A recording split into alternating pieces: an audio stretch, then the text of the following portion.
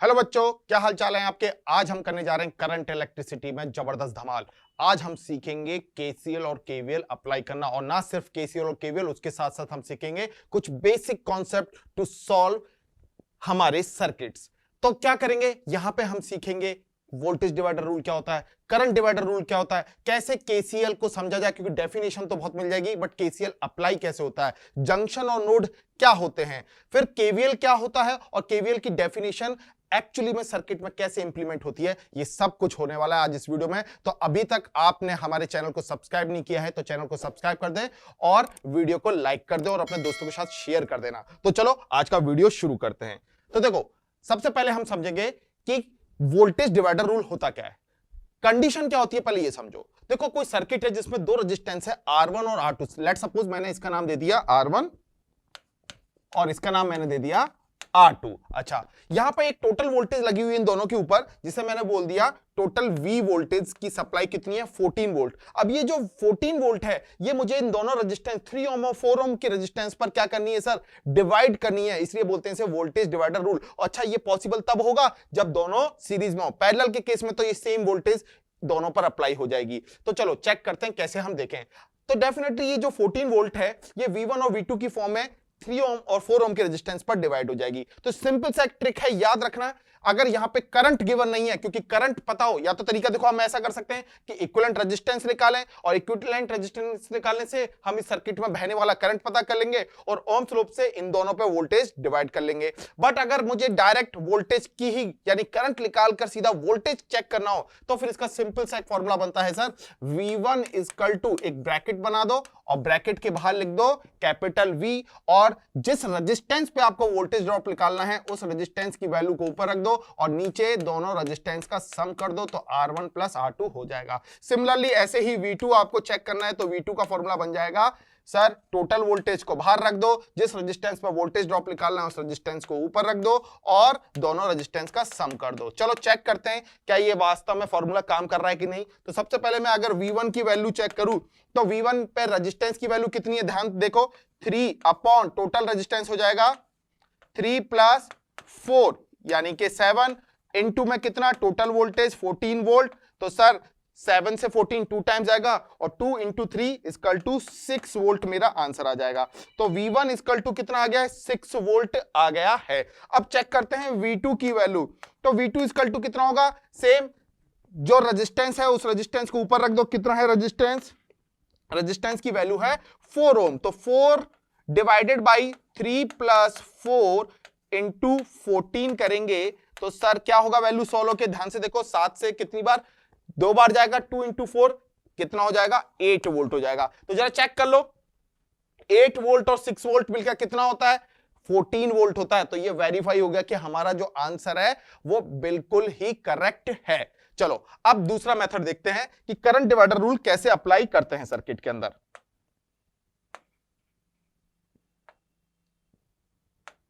अब देखो, current divider rule में हो क्या रखा है, एक करंट सोर्स है 20 एंपियर का, और इस 20 एंपियर के करंट सोर्स को मुझे दो रेजिस्टेंस पर डिवाइड करना है। यहां पे मुझे वोल्टेज नहीं गिवन है। अगर मुझे वोल्टेज पता होती दोनों रेजिस्टेंस पे इंडिविजुअल, तो मैं ओम्स लॉ लगा के सीधा करंट की वैल्यू निकाल सकता था। बट प्रॉब्लम ये हो रही है कि इस बार सिर्फ करंट दिया है, और ध्यान रखना ये कंडीशन तभी बनेगी जब रेजिस्टेंस पैरेलल में कनेक्ट हो, क्योंकि पैरेलल के कॉम्बिनेशन में करंट डिफरेंट होता है। सिमिलरली वोल्टेज का केस होता है तो रेजिस्टेंस सीरीज में होने चाहिए। चलो अब यहां पे मैंने देखा कि ये जो 20 एंपियर का करंट है ये I1 और I2 की फॉर्म में डिवाइड हो गया दो रेजिस्टेंस के ऊपर। एक रेजिस्टेंस को मैंने मान लिया R1 जो 3 ओम है, दूसरा रेजिस्टेंस मैंने मान लिया R2 7 ओम है। अब ये कैसे चेक करें, तो यहां पे भी सिमिलरली डायरेक्ट फॉर्मूला हमें याद रखना है जिसे बोलते हैं current divider rule.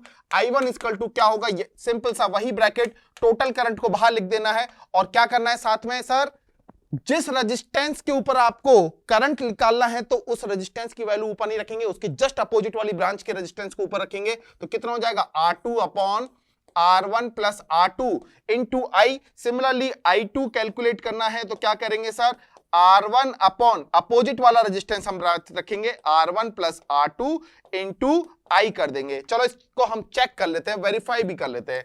I1 check करना है हमें, यानी कि फर्स्ट ब्रांच में, तो अपोजिट ब्रांच का रेजिस्टेंस सबसे ऊपर रख दिया 7 डिवाइडेड बाई कितना हो जाएगा 3 प्लस 7 इंटू हमने कर दिया सर कितना 20 एम्पियर टोटल करंट। तो ये 10 से 2 टाइम्स जाएगा और 2 इंटू 7 इक्वल टू कितना हो जाएगा 14 एम्पियर करंट हो गया I1 की वैल्यू। तो अब I2 निकालने के लिए एक्चुअली जरूरत तो नहीं है, क्योंकि आपको पता है अगर 20 एम्पियर टोटल करंट आ रहा है और ऊपर 14 एम्पियर जा रहा है तो नीचे 6 एम्पियर ही जाएगा।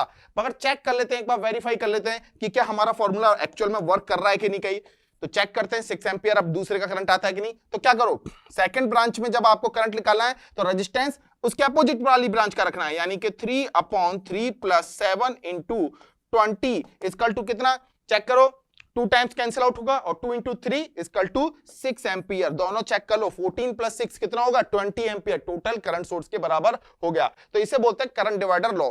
तो अब वक्त आ गया है हमारे सबसे जबरदस्त टॉपिक का, केसीएल और केवीएल अप्लाई कैसे करते हैं। अब केसीएल और केवीएल अप्लाई करने के लिए आपको एक सिंपल सा मेथड देखना है कि सर अगर कोई ऐसा सर्किट आपको दे दिया जाए जिसमें आप रेजिस्टेंस फाइंड आउट ही नहीं कर पा रहे हैं कि कौन सा रेजिस्टेंस सीरीज में और कौन सा रेजिस्टेंस पैरेलल में है। बहुत बार ऐसा होता है, हम सिंपल सीरीज पैरेलल के फॉर्मूले तो सीख लेते हैं, बट जब हम यही आइडेंटिफाई नहीं कर पा रहे हैं कि रेजिस्टेंस सीरीज में कनेक्टेड है कि पैरेलल में कनेक्टेड है, तो इनका इक्विवेलेंट कैसे निकालें और फिर कैसे केवीएल केसीएल तक हम पहुंचे।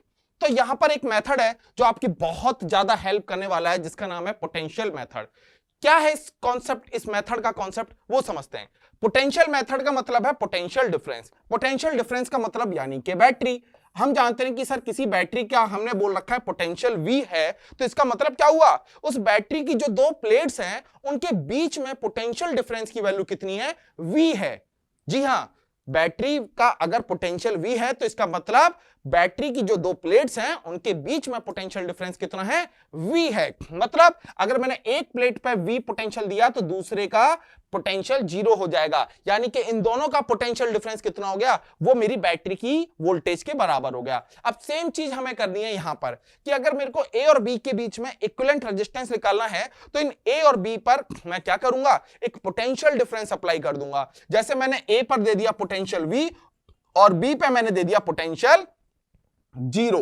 अब जरा चेक करो, ये जो B पॉइंट है ये यहां तक डिलीवर हो जाएगा करंट, यानी कि ये पोटेंशियल 0 यहां पे आ जाएगा और यही 0 पोटेंशियल यहां पे आ जाएगा, क्योंकि कोई भी एलिमेंट नहीं है सर्किट में, ये पूरा वायर शॉर्ट हो रहा है तो वोल्टेज ड्रॉप नहीं होगी। सिमिलरली ये वोल्टेज यहां पर डिस्ट्रीब्यूट हो जाएगी, सिमिलरली ये वोल्टेज यहां पर ट्रांसफर हो जाएगी, चाहे यहां से लेके आ जाओ चाहे यहां से लेके आ जाओ, क्योंकि पूरे जो आउटर कनेक्शन है वहां पे कोई भी हमारा एलिमेंट नहीं लगा हुआ है, जिसके कारण वोल्टेज ड्रॉप होगी नहीं। बट जरा ध्यान से देखो, क्या ये V पोटेंशियल इस पॉइंट तक एज इट इज डिलीवर हो जाएगा, बिल्कुल भी नहीं। क्यों, क्योंकि बीच में लगा हुआ है एक R ओम का रेजिस्टेंस, और ये R ओम का रेजिस्टेंस क्या करेगा, अपने ऊपर कुछ वोल्टेज का ड्रॉप कर लेगा, यानी V में से कुछ वैल्यू इस पर ड्रॉप हो जाएगी और उस वैल्यू को ड्रॉप करने के बाद यहां पर जो पोटेंशियल होगा वो V माइनस समथिंग कुछ होगा। तो यानी कि मैंने माना कि इस पॉइंट पर पोटेंशियल 0 तो नहीं हो सकता, क्योंकि 0 को भी यहां तक आने के लिए एक रेजिस्टेंस को क्रॉस करना पड़ेगा और V को भी यहां तक पहुंचने के लिए रेजिस्टेंस क्रॉस करना पड़ रहा है। तो मैंने माना लेट सपोज यहां पर जो रेजिस्टेंस ड्रॉप है वो है X। मैंने क्या माना, X कोई पॉइंट नहीं, X एक पोटेंशियल की वैल्यू है जो V और 0 के बीच में आ रही है। अब एक काम करते हैं, जो हमने अपने डायग्राम में पोटेंशियल एज्यूम किए हैं उन्हें हम एक लाइन में लिख लेते हैं। तो मैंने यहां पे क्या किया, V पोटेंशियल को इधर लिख दिया और 0 पोटेंशियल को यहां लिख दिया, और मुझे पता है इन दोनों के बीच में एक और पोटेंशियल जो मैंने एज्यूम किया है वो है X। अब हमारे पास तीनों पोटेंशियल लिख लिए। अब हम एक काम करते हैं, हम चेक करते हैं इन पोटेंशियल्स के बीच में कौन कौन से रेजिस्टेंस आ रहे हैं। तो सबसे पहले अगर मैं चेक करता हूं तो जरा ध्यान से देखो, V और X के बीच में सिर्फ एक R ओम का रेजिस्टेंस आ रहा है, तो मैंने इसे मेंशन कर दिया, ये रहा, ये मेरा एक R ओम का रेजिस्टेंस आ गया। अब X और O के बीच में, सॉरी नॉट O, X और 0 के बीच में चेक करते हैं कि पोटेंशियल कौन कौन सा है। तो देखो R ओम का रेजिस्टेंस, R ओम का रेजिस्टेंस, R ओम का रेजिस्टेंस, क्या ये सीरीज में है, नहीं, ये इंडिविजुअल है। तो इसका मतलब ये कैसे रहे, ये पैरेलल में कनेक्टेड है। तो इसका मतलब हम एक काम करते हैं, 3 रेजिस्टेंस लेते हैं और उन्हें X और 0 के बीच में अप्लाई कर देते हैं। तो ये R ओम और ये R ओम के रेजिस्टेंस मैंने 3 लगा दिए। अब ये क्वेश्चन बड़ा इजी हो गया, क्योंकि ये जो पॉइंट था ये आपका पोटेंशियल पॉइंट था B और ये पोटेंशियल पॉइंट था आपका A। अब मैं आपसे पूछूं RAB की वैल्यू कितनी होगी, तो मैं सीधा लिख सकता हूं sir RAB equal to, actually मैं बताऊं कितना होगा, ये हो जाएगा R प्लस R/3। अभी R/3 कैसे आ गया? तो सिंपल सी बात है, सेम अमाउंट का रेजिस्टेंस पैरेलल कॉम्बिनेशन में जितनी बार रिपीट होता है तो इक्विवेलेंट रेजिस्टेंस क्या होगा? उस सेम अमाउंट में जितना कॉम्बिनेशन रिपीट हो रहा है पैरेलल ब्रांच में उसको डिवाइड कर दो। जैसे R ओम के 3 बार रेजिस्टेंस पैरेलल है तो R/3, 5 बार पैरेलल ब्रांच में होते तो R/5, 10 बार होते तो R/10 फॉर्मूला बन जाता। और ये फिर जो कॉम्बिनेशन निकल के आएगा R/3, ये इस R रेजिस्टेंस के साथ सीरीज में होगा, इसलिए उसे ऐड कर दिया। तो फाइनल आंसर क्या हो जाएगा दोस्तों? ये हो जाएगा 4R/3 इक्विवेलेंट रेजिस्टेंस। चलो, तो यहां तक हमने कहानी समझ ली, बेसिक से बेसिक कहानी समझ ली। अब आते हैं केसीएल केवीएल। बहुत पढ़ा है डेफिनेशंस में, बट एक्चुअल में होता क्या है समझते हैं। किरचॉफ रूल्स, इसे हम फर्स्ट लॉ भी बोलते हैं, और इसको दूसरा नाम हमने दिया जंक्शन लॉ। बड़ा जबरदस्त नाम है, जंक्शन लॉ। क्या होता है जंक्शन? क्या ट्रेन आएंगी? क्या रेलवे स्टेशन है? हाँ, कुछ ऐसा ही होने वाला है, क्योंकि रेलवे स्टेशन पर आपने नोटिस किया होगा ट्रेनें आती हैं और ट्रेनें जाती हैं। सेम कहानी जंक्शन में सर्किट में होगी। करंट आएंगे और करंट जाएंगे। इसका मतलब क्या हुआ? करंट आना और करंट जाने का मतलब चार्जेस आएंगे और चार्जेस उतने ही जाएंगे। जितना चार्ज आएगा उतना ही चार्ज जाएगा। दैट्स व्हाई इसका नाम पड़ जाता है कंजर्वेशन ऑफ चार्जेस, और यही प्रिंसिपल है इसका। तो प्रिंसिपल क्या बन गया? Conservation of charges. पूछा जाता है केसीएल का प्रिंसिपल क्या है? कंजर्वेशन ऑफ चार्जेस, मतलब जितना चार्ज आएगा उतना चार्ज जाएगा। अब चार्ज कैसे चलता है? जब चार्ज फ्लो करता है तो हम इसे बोलते हैं करंट। तो जितना इनकमिंग करंट किसी पॉइंट पर आ रहा है जिसे हम जंक्शन बोल रहे हैं, उतना ही करंट उस पॉइंट से बाहर निकलेगा। तो मतलब इसकी एक स्टैंडर्ड कंडीशन बन गई, number of incoming current at junction is equal to number of outgoing current at junction होगा।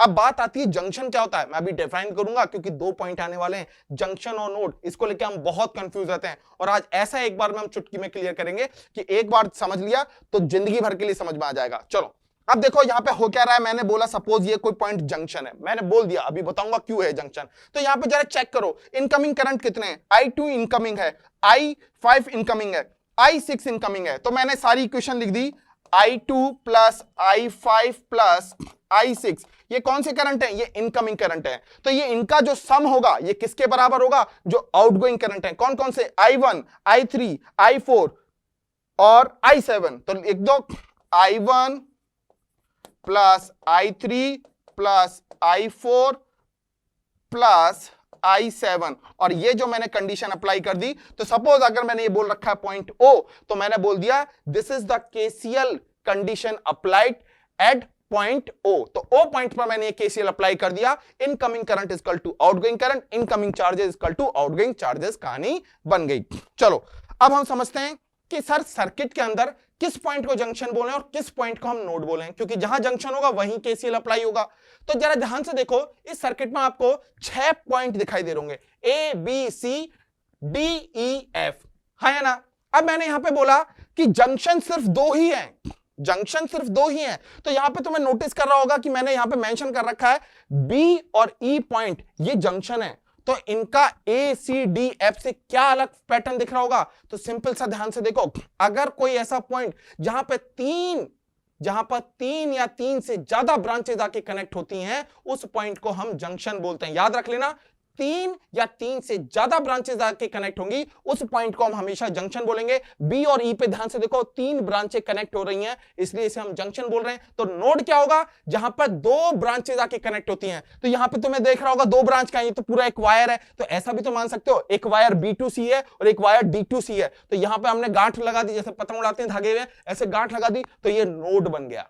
समझ में आया? तो ये एक ही वायर जैसा दिख रहा है, बट यहां पे अगर मैंने दोनों को अलग अलग माने तो ये वहां पे 2 ही वायर कनेक्ट हो रहे हैं, इसलिए इसे नोड बोलेंगे। तो कितने नोड हो गए? A C D F, 4 node हो गए। चलो, बहुत बढ़िया, केसीएल लगाना हमने सबने सीख लिया। अब बात करते हैं सेकंड रूल की, KVL, किरचॉफ वोल्टेज रूल। इसको हम क्या बोलते हैं? सेकंड लॉ बोलते हैं। जब उसको हमने नाम दे दिया फर्स्ट लॉ, तो इसको बोलेंगे सेकंड लॉ। अच्छा, इसको हम सर लूप रूल भी बोलते हैं। उसको हमने बोला जंक्शन रूल, इसको हम बोलेंगे लूप रूल। अब लूप से क्या मतलब है? तो इसका मतलब सिंपल सा है, सर्किट में हम जिस पॉइंट से स्टार्ट करेंगे उस पॉइंट पर आके हमें वापस रुकना है। तो क्या हो गया? This is a close cycle, और इसे हम बोल देते हैं लूप। तो हमें एक चीज फाइंड आउट करनी है कि अगर मैं किसी पॉइंट से चलता हूं तो सर्किट में मैं कितनी तरीके से वापस उसी पॉइंट पर लौट के आ सकता हूं, दैट इज लूप। तो मैं जैसे आपसे बोलूं इस सर्किट में कितने लूप बन रहे हैं, तो हर कोई बच्चा बोलेगा सर 2 लूप बन रहे हैं। जैसे कि मैंने बोला ए पॉइंट से मैंने स्टार्ट किया है, ए पॉइंट से मैंने स्टार्ट किया, तो अगर मैं ए पे ही वापस आना चाहता हूं तो ए से डी, सी, बी और ए पे आ गया, या ए से बी, ई, एफ और ए पे आ गया। तो ये जनरली सबको दिख रहा है 2 लूप दिखाई दे रहे हैं। बट अगर मैं बोलूं यहां पे 3 लूप दिखाई दे रहे हैं तो कैसे दिखेंगे? तीसरा लूप कौन सा होगा? अगर मैं सिर्फ आउटर सरफेस पर घूम के आ जाऊं, कैसे? ए, डी, सी, बी, ई, एफ, ए। तो यहां पे कितने लूप हो गए? सर्किट में 3 लूप हो गए। तो कभी भी किसी सर्किट में केवीएल अप्लाई करना है तो सबसे पहले आपको आइडेंटिफाई करना पड़ेगा कि सर्किट में कितने लूप होते हैं। तो इसलिए इसका नाम पड़ गया लूप रूल। अब इसकी हम कंडीशन को पढ़ते हैं। Algebraic sum of changes in potential around any closed loop involving resistors and cell in the loop is 0, यानी कि summation of v equal to 0 होता है। ये इसने स्टैंडर्ड कंडीशन बोली। एक बार हमने डेफिनेशन पढ़ ली, बुकों में भी पढ़ी थी, मैंने भी पढ़ा दी, बट वो फील नहीं आया, वो समझ नहीं आई कि न्यूमेरिकल में इसका मतलब क्या है। तो ध्यान से सुनो, ये क्या कह रहा है कि अगर मैं किसी लूप में चलता हूं, सपोज करो मैंने लूप डिसाइड किया ए से डी, डी से सी और सी से बी और बी से ए, तो ये लूप कंप्लीट हो चुका है। अगर इस लूप में मैं चलता हूं और मैं चेक करता हूं कि जो पोटेंशियल डिफरेंस आ रहे हैं, पोटेंशियल डिफरेंस मतलब जो वोल्टेज के ड्रॉप आ रहे हैं किसी रेजिस्टेंस पर या कोई बैटरी पर, तो जो ये पोटेंशियल है इसका जो सम होगा, सारे जो पोटेंशियल बीच में है उनका जो सम होगा वो कितना होगा? वो 0 होगा। मतलब क्या हुआ? यानी मैं ए से डी गया, कोई पोटेंशियल ड्रॉप नहीं हुआ क्योंकि कोई एलिमेंट नहीं है, बट मैं डी से सी गया तो R3 पे कुछ वोल्टेज ड्रॉप हो रही होगी क्योंकि कोई ना कोई करंट चल रहा होगा। फिर मैं नीचे आया, बी से ए तक आने में एक वोल्टेज बैटरी पड़ गई, एक R1 रेजिस्टेंस पड़ गया, एक R2 रेजिस्टेंस पड़ गया, तो इन पे भी कुछ वोल्टेज ड्रॉप हो रहा होगा। तो ये सारी वोल्टेजेस इंक्लूडिंग बैटरी मैं ऐड करके क्या कर दूंगा? इक्वल टू 0 कर दूंगा। This is the KVL rule. बड़ा सिंपल सा था, बट इसे अप्लाई कैसे करना है अभी भी बहुत दिक्कत है। क्या दिक्कत है? अब मैं एक जेन्युइन प्रॉब्लम बताता हूं तुम्हें कि सर आपने बोल दिया कि R3 जो है इस पर वोल्टेज हमें निकालना है, R3 एक रेजिस्टेंस है, इस पर हमें वोल्टेज काउंट करना है। बट सर फॉर्मूला क्या होता है? V equal to IR। तो चलो मुझे I पता चल गया, मैंने लिख दिया इसके वोल्टेज ड्रॉप कितना होगा? IR3 होगा। बस सर कैसे पता चले कि वोल्टेज की वैल्यू पॉजिटिव है कि नेगेटिव है? यह बड़ा कंफ्यूजन है। किसी क्वेश्चन के लिए हम रट लेते हैं कि चलो इसमें पॉजिटिव हो गया, किसी दूसरे क्वेश्चन में फिर वही हमारा रटा हुआ कॉन्सेप्ट फेल हो जाता है, फिर हम अगले कॉन्सेप्ट में रटते हैं, ऐसे ही कोई प्रॉब्लम आएगी, ऐसा कोई सर्किट आएगा तो उसमें मैं नेगेटिव कर दूंगा। तो ऐसे कहां तक रटोगे बेटा? क्योंकि इनफाइनाइट नंबर ऑफ प्रॉब्लम्स आपको मिल जाएंगी, जितनी बुकें उठाओ लगाते जाओ, सब में नए नए सर्किट मिलेंगे, मैं कितने सर्किट बना दूं? तो ऐसे कहां तक रटेंगे?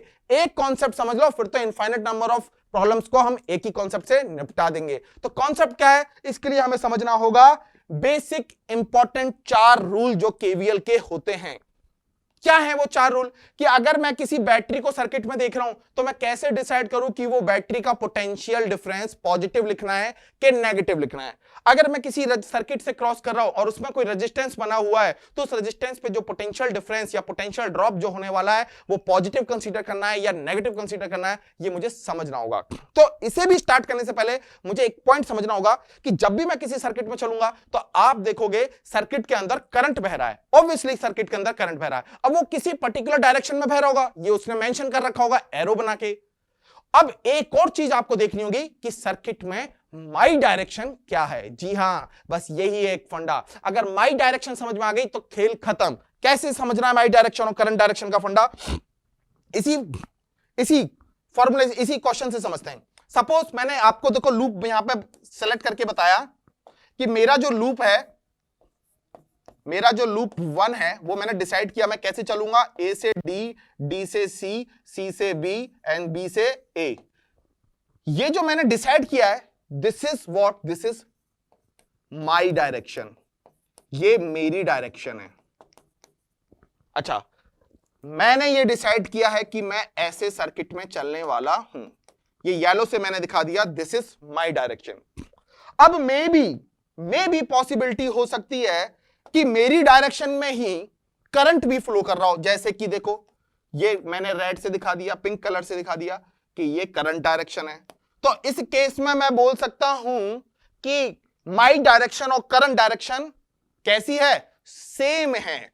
वापस से सुन लो, माई डायरेक्शन मैंने येलो से डिसाइड करी, ये मेरी चॉइस है, मैं कैसे भी चल सकता हूं, कोई रूल नहीं है कि मैं ए से डी, डी से सी, बी से ए आऊंगा।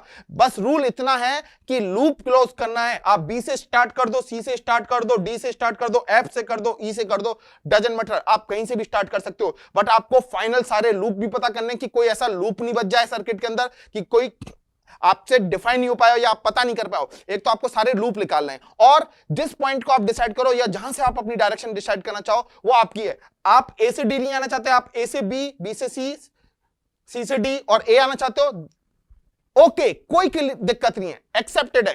बट करंट डायरेक्शन तो सर्किट में गिवन होगी, ठीक है। तो माई डायरेक्शन करंट डायरेक्शन का फंडा हमें बड़ा क्लियर हो गया कि माई डायरेक्शन मैंने डिसाइड करी, करंट डायरेक्शन सर्किट में गिवन हो। अब ये तो हो गया सेम, जब माई डायरेक्शन करंट डायरेक्शन सेम हो। ऐसी पॉसिबिलिटी भी तो आ सकती है सर कि माई डायरेक्शन और करंट डायरेक्शन अपोजिट हो। सपोज करो करंट ऐसे बह रहा हो,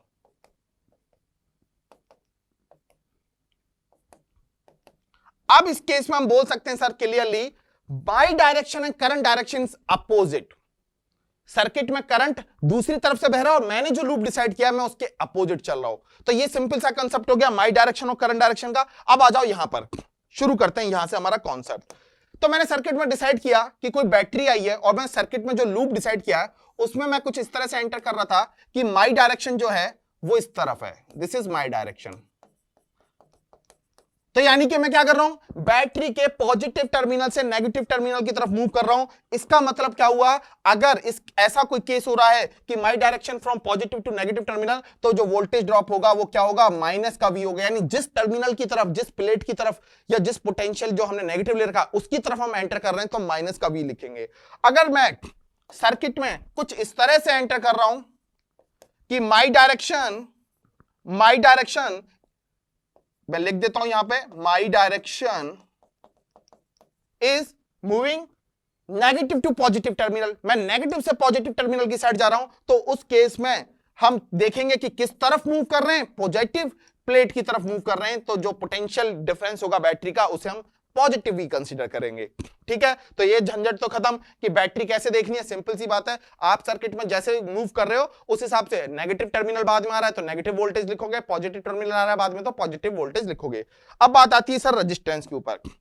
रेजिस्टेंस में अगर देखो मैंने बनाया केस, अब मैं एक काम करता हूं, ये दोनों के लिए मैं कॉमन माई डायरेक्शन लिख देता हूं। मैं दोनों रेजिस्टेंस में कैसे जा रहा हूं, लेफ्ट टू राइट मूव कर रहा हूं। दोनों रेजिस्टेंस के केस में मैंने ऐसे कंसीडर कर लिया, बट मैंने दोनों केस में करंट की डायरेक्शन बदल दी।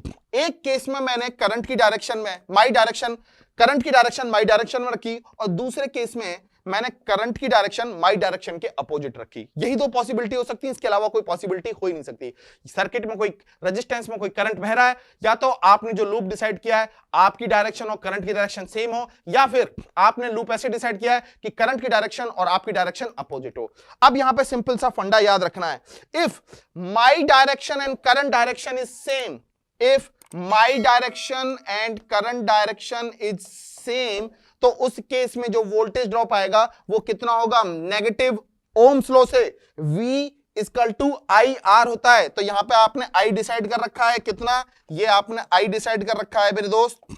तो यहां पर वोल्टेज ड्रॉप आएगा माइनस का आई आर जब सेम डायरेक्शन है, और जब केस हो कौन सा, अपोजिट डायरेक्शन का, यानी माई direction and current direction is opposite, तो वोल्टेज ड्रॉप आएगा प्लस आई आर। सिंपल सा फंडा, और ये एक फंडा हमने एक बार समझ लिया तो अब हमारे सभी तरह के न्यूमेरिकल दुनिया जाके, not even JEE, not even NEET, engineering level या मेडिकल कॉलेज में भी कहीं आप जाके, आपकी फर्स्ट ईयर में फिजिक्स आती है तो वहां की भी सारी सर्किटरी लेवल के क्वेश्चंस बन जाएंगे। चलो थ्योरी तो समझ ली, एक बार इंप्लीमेंट भी करके देख लेते हैं कि कैसे ये वर्क करता है। देखो ये कोई सर्किट है, आपको दिखाई दे रहा होगा, ये कोई सर्किट है। इसमें मैंने बोला कि करंट कुछ इस तरह से बह रहा है कि सपोज करो यहां से एक करंट निकला I1, और ये I1 डेफिनेटली ए पॉइंट पे जाएगा, तो लगा दो क्या, KCL। कैसे लगेगा, ए पॉइंट क्या है, जंक्शन है। कैसे पता चला, 3 वायर आके कनेक्ट हो रहे हैं, कितने, 3 वायर आके कनेक्ट हो रहे हैं, तो हमने बोल दिया जंक्शन है। तो जितना करंट आएगा I1, ये I1 किस में डिवाइड हो जाएगा, आउटगोइंग ब्रांचेस में। तो मैंने यहां पे आउटगोइंग ब्रांचेस बना दी I2 एंड I3। तो देखो ये I3 यहां पे गया, यहां से ये I2 ऊपर से आया और वापस ये I2 इधर मिला, यहां पे ये I3 मिला और ये वापस I1 बन गया। तो बन गया ना सर बी पॉइंट पे भी केसीएल अप्लाई, जितना करंट आ रहा है उतना करंट जा रहा है, I2 I3 equal to I1। और अगर ए पॉइंट पे केसीएल लिखना है तो कितना हो जाएगा, I1 equal to I2 plus I3। KCL apply करना सीख गए। अब हम बात करते हैं सर कि केवीएल कैसे अप्लाई करें। तो केवीएल का सिंपल सा फंडा, पहले सबसे पहले लूप डिसाइड करो। इस सर्किट में आपको पता है कितने लूप हैं, तो मैंने बोला 3 लूप हैं। तो लूप 1 को जल्दी से डिफाइन करते हैं। मैंने डिसाइड किया मैं कैसे जाऊंगा, ए से डी, डी से सी, सी से बी, देन अगेन ए। ये मैंने फर्स्ट लूप डिसाइड कर दिया। तो चलो इस लूप में हम जैसे जैसे मूव करेंगे हम केवीएल अप्लाई करते हुए चलते हैं। तो देखो मैं ए से डी जा रहा हूं, कोई भी एलिमेंट नहीं है, कोई ड्रॉप नहीं आएगा। मैं जैसे ही डी से सी जाऊंगा तो माई direction and current direction is same. Resistance पे जो वोल्टेज ड्रॉप आएगा कैसा होगा, सेम के केस में माइनस आई आर होता है। तो यहां पे हम लिखेंगे माइनस का कितना, करंट कितना है सर I2, रेजिस्टेंस कितना है R3, तो ये वोल्टेज मैंने लिख दी नेगेटिव में, माइनस I2 R3।